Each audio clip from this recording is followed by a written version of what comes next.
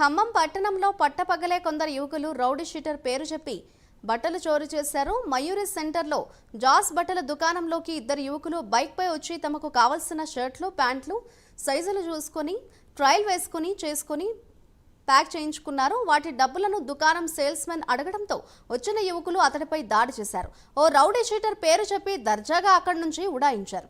ఇదే యువకులు గతంలో కూడా రౌడీ షీటర్ పేరు చెప్పి బట్టలు తీసుకెళ్లారని షాప్ యజమాని తెలిపారు. షాప్ యజమాని సీసీటీవీ ఫుటేజ్ ఆధారంగా ఆ యువకులపై పోలీసులకు ఫిర్యాదు చేశారు. పోలీసులు వారి కోసం గాలిస్తున్నారు.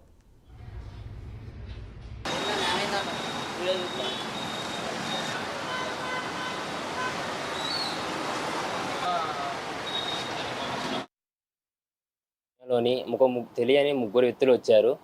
షాపుని ధ్వంసం చేసి కొంచెం మూడు జతలు 5,000 ఖరీదైన బట్టలను తీసుకుని పోయారు.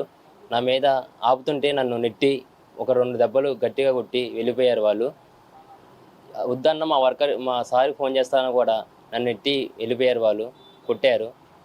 ఇది రెండోసారి జరుగుతుంది. వాళ్ళు చూస్తే గుర్తుపడతారు సార్. నాకు న్యాయం జరగాలి సార్.